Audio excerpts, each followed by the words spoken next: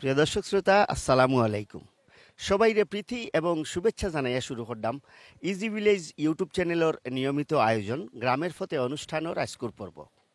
প্রিয় দর্শক, আজকে আমরা যে গ্রামটা ঘুরিয়া দেখমু গ্রামের নাম হইল আ ওই গ্রাম। নামটা খুব সুন্দর, আ ওই। ওই গ্রামটা খুব ছোট্ট, সুন্দর, প্রসিদ্ধ একটা গ্রাম, প্রাকৃতিক সৌন্দর্যে ভরপুর। প্রিয় দর্শক, মৌলভীবাজার জেলার অত্যন্ত প্রসিদ্ধ একটা থানা সদরের নাম হইল শ্রীমঙ্গল থানা। মৌলভীবাজার জেলার বাণিজ্যিক রাজধানী হয় অনেক সময় এই শ্রীমঙ্গল থানা সদরে। শ্রীমঙ্গল থানা সদরের অন্তর্গত বুনবী ইউনিয়ন পরিষদের আওতাভুক্ত একটা ছোট্ট প্রসিদ্ধ গ্রামের নাম ওই গ্রাম। দর্শক শ্রোতা, ঢাকা সিলেট রোডে শ্রীমঙ্গল থানা সদর থাকি 7 থেকে 8 কিলোমিটারের দূরত্বে সাতগাঁও বাজারের অবস্থান। আর এই সাতগাঁও বাজারের ঠিক পার্শ্ববর্তী এই গ্রামের নাম ওই গ্রাম। দর্শক শ্রোতা, আজকে আমরা ঘুরিয়া দেখমু ওই গ্রামটা এবং পরিচিত হইমু গ্রামের বিশেষ বিশেষ স্থাপনা চালচিত্রের সাথে, পরিচিত হইমু গ্রামের জনজীবনের সাথে।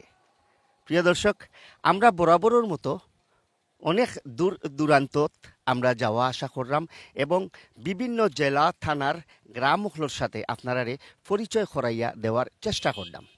দর্শক শ্রোতা, 68,000 গ্রামের একটা গ্রামের নাম হইল ওই গ্রামটা। যদিও চমৎকার এবং খুব সুন্দর নামের অধিকারী এই গ্রাম। প্রিয় দর্শক, কথা না বাড়াইয়া আজকে আমরা পরিচিত হইমু ওই গ্রামের সাথে, পরিচিত হইমু গ্রামের জনজীবনের সাথে। দর্শক, এখনও যারা আমরা চ্যানেলটা সাবস্ক্রাইব করছেন না, আমরা চ্যানেলটা সাবস্ক্রাইব করবা, লাইক কমেন্ট শেয়ার দিয়া অবশ্যই আমরার সাথে থাকবা। আর অবশ্যই আপনার পছন্দের গ্রাম কিংবা এলাকা দেখতে হইলে কমেন্টের মাধ্যমে গ্রামের নাম, কন্ট্যাক্ট নাম্বার দিয়ে আমরা সাথে যোগাযোগ করবা। ইনশাআল্লাহ যত তাড়াতাড়ি সম্ভব পৌঁছে যাইমু আপনার গ্রাম কিংবা এলাকাত, আর দেখানির চেষ্টা করমু ইজি ভিলেজ ইউটিউব চ্যানেলও। দর্শক শ্রোতা, আউকা কথা না বাড়াইয়া মৌলভীবাজার জেলার শ্রীমঙ্গল থানার বুনবী ইউনিয়ন পরিষদের অন্তর্ভুক্ত ছোট্ট প্রসিদ্ধ গ্রাম ওই গ্রাম আজকে আমরা গড়িয়া দেখমু, উপভোগ করমু গ্রামের প্রাকৃতিক সৌন্দর্য। অবশ্যই আপনারা আমার সাথে থাকবা।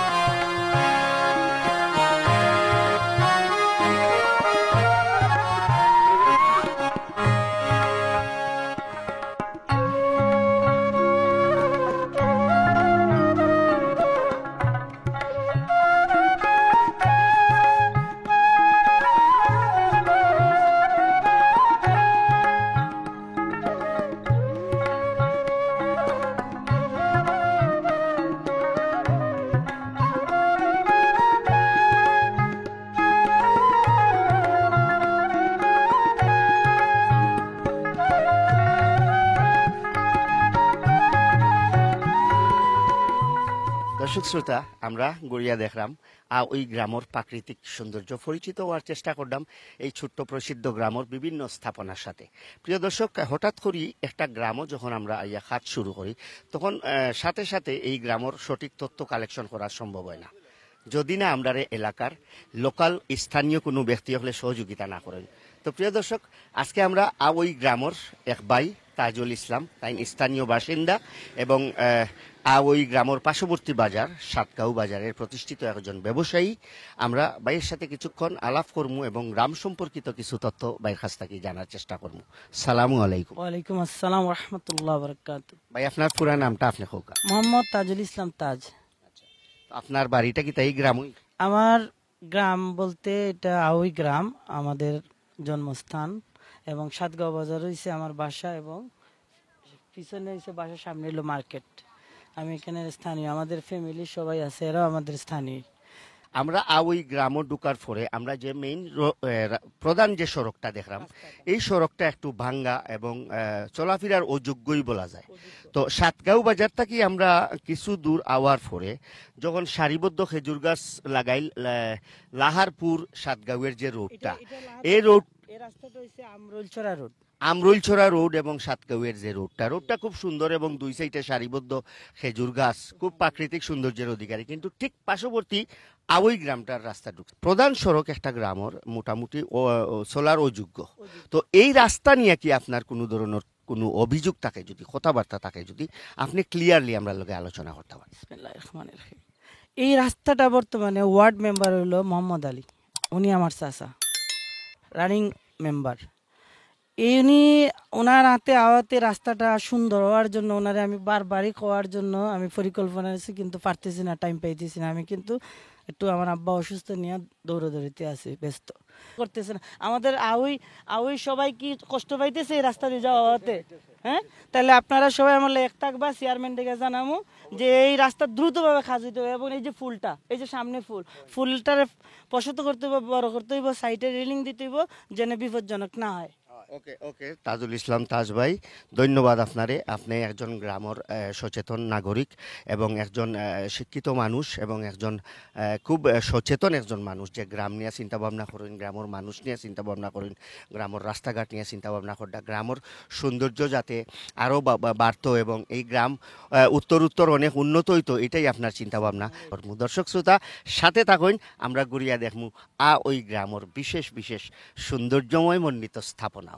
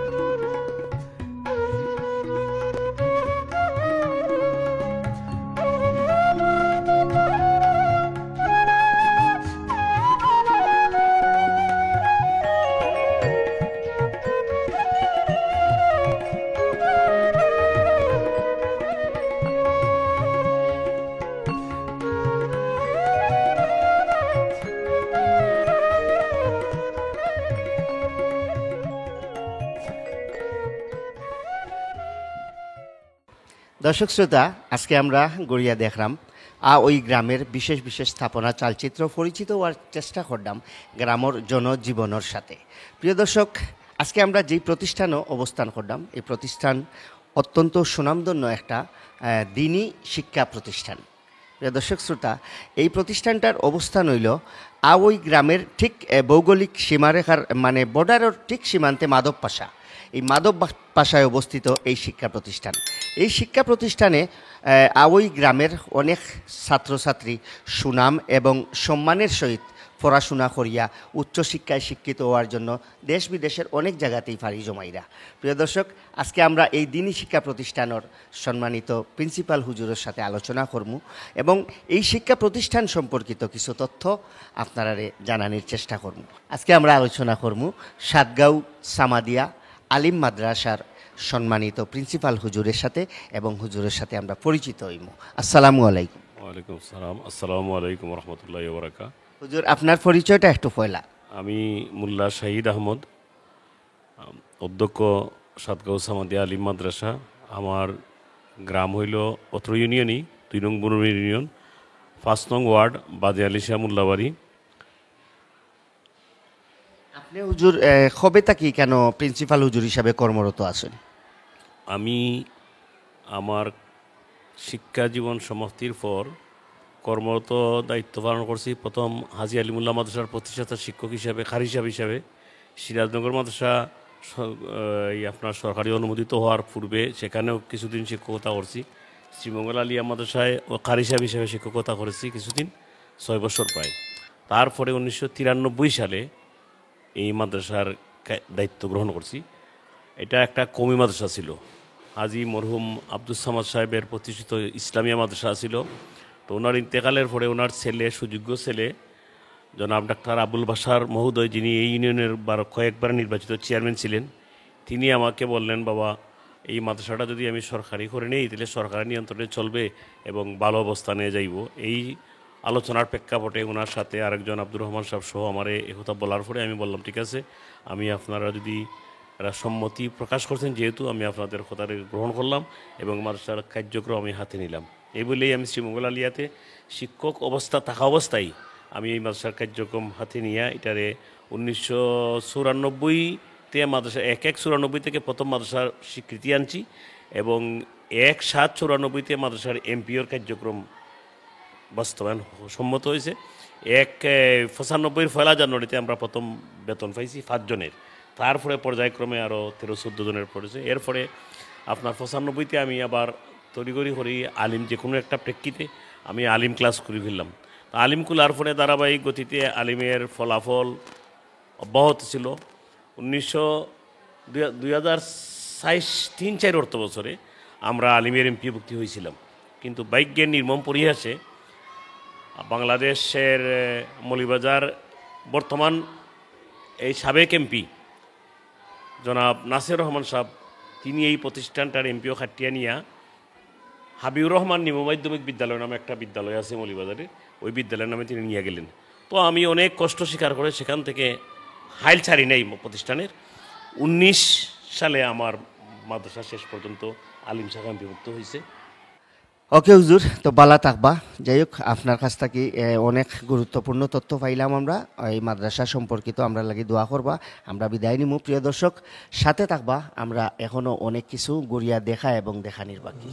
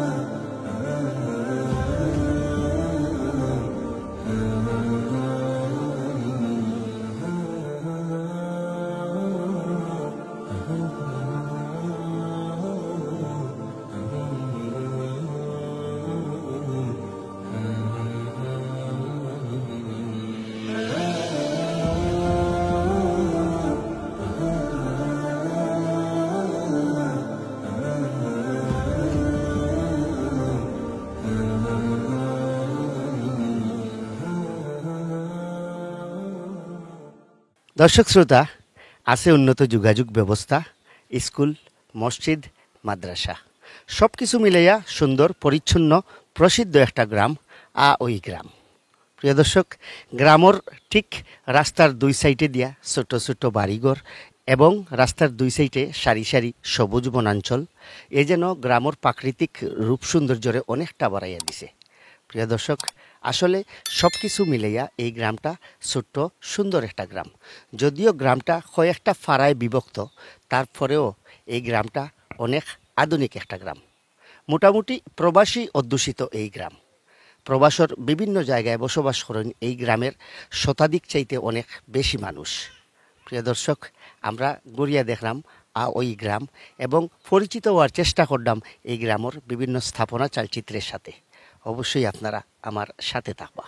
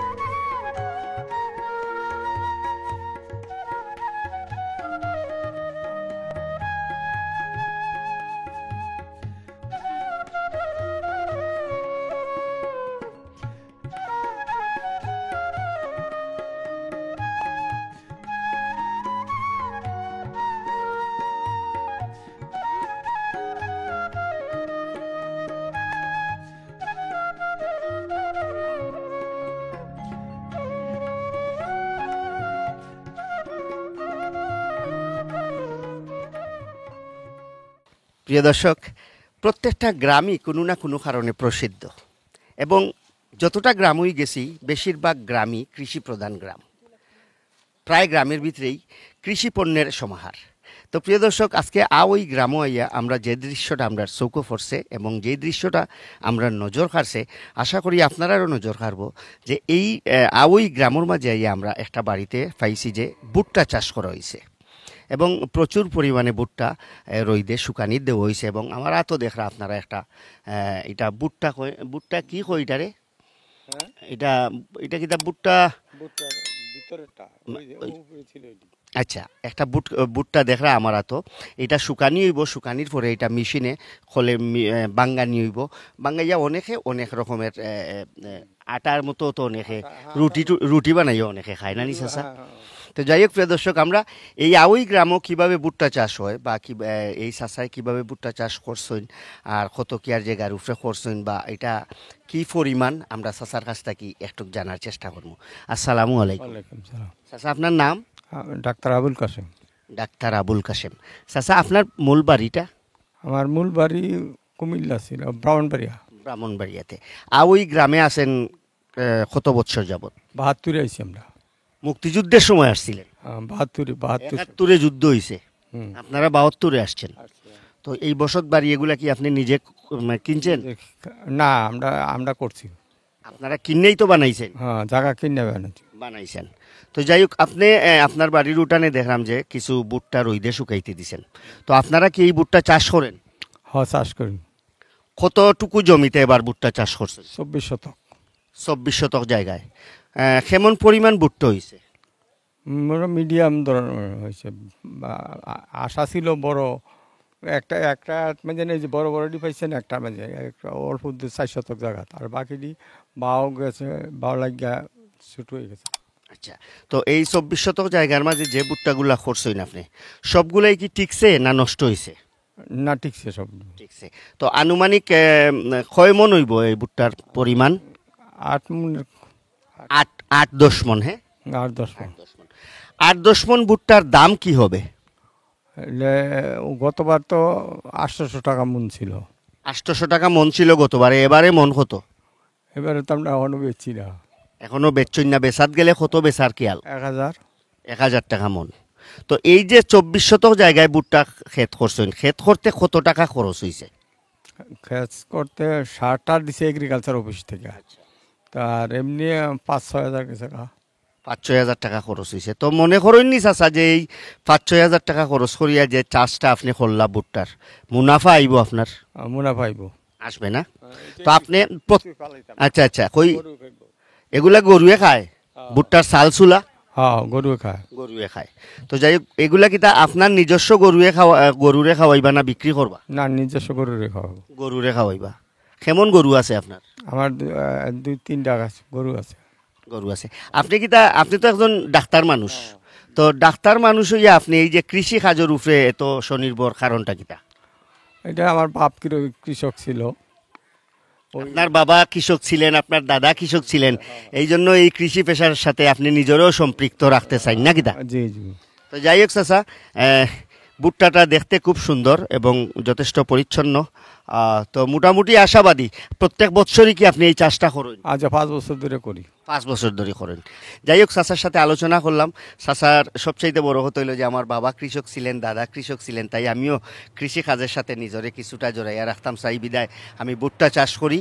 আরও বিভিন্ন চাষ চাচার দ্বারা হয়, তো ভুট্টাটা চাচার প্রিয়। যাই হোক, চাচাই মোটামুটি খুব সুন্দরই ভুট্টা চাষ করছেন। এই ভুট্টা বিকৃত হইব, বিভিন্ন এলাকাত বিভিন্ন অঞ্চলে যাইব। তো এই ব্যাপারে আপনার একটা কথা যে এই আওই গ্রামটা এই যে চাষাবাদের লাগি, এই ভুট্টা চাষর লাগিও মোটামুটি প্রসিদ্ধ হওয়া যায়। প্রিয় দর্শক, সাথে থাকুন, এখনও আমরা অনেক কিছু দেখবো।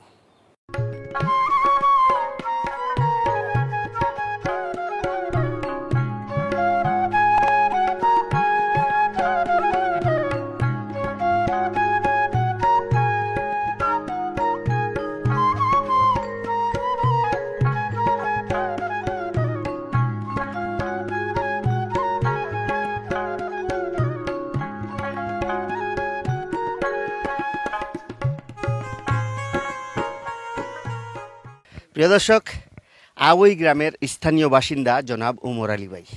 ভাই, আসসালামু আলাইকুম। ওয়ালাইকুম সালাম। আপনার বাড়িটা কোন জায়গায় পড়ছে? আমার বাড়িটা আউই পড়ছে। আওই গ্রামের ভিতরে পড়ছে। আপনার আওই গ্রামের মোটামুটি ভোটার সংখ্যা কত হইতে পারে? প্রায় মনে এই 2400 বা 2500 হতে পারে। 2400-2500 ভোটার।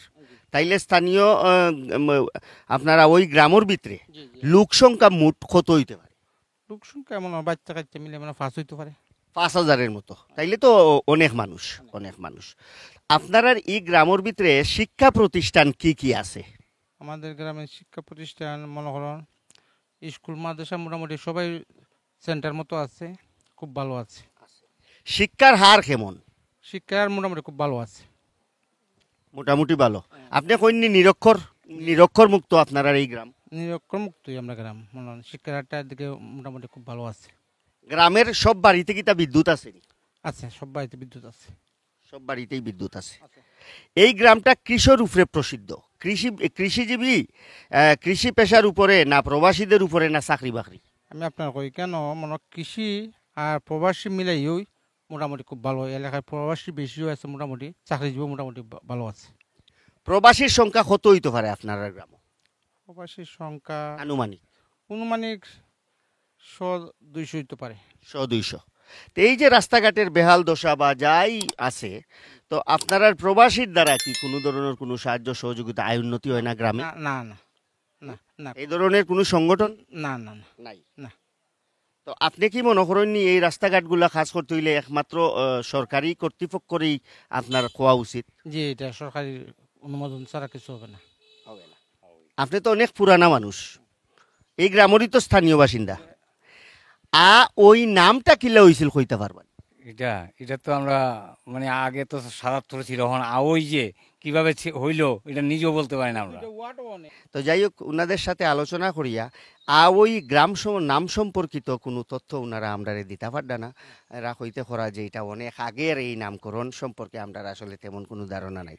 আর যে ধারণাগুলো আমরা পাইরাম নামকরণ সম্পর্কে, এগুলা সঠিক নাই, সঠিক কেউই আমরা হইতে পারেন না। তো যাই হোক, অনেক গ্রাম এরকম আমরা পাইছি যে নামকরণের ব্যাপারে সঠিক তথ্যগুলো আমরা কালেকশন করতাম পারছি না। তো প্রিয় দর্শক, সাথে থাকুন, এখনও আমরা অনেক কিছু দেখব।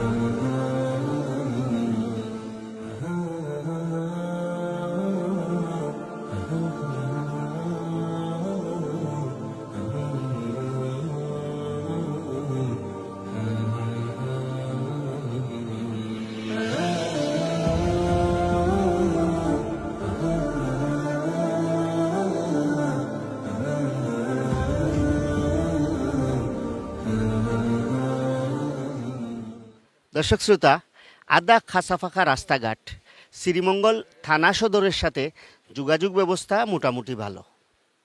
প্রিয় দর্শক, পাশেই আছে সাতগাঁও বাজার। সব কিছু মিলাইয়া নাগরিক জীবনের সুযোগ সুবিধার মান মোটামুটি ভালো।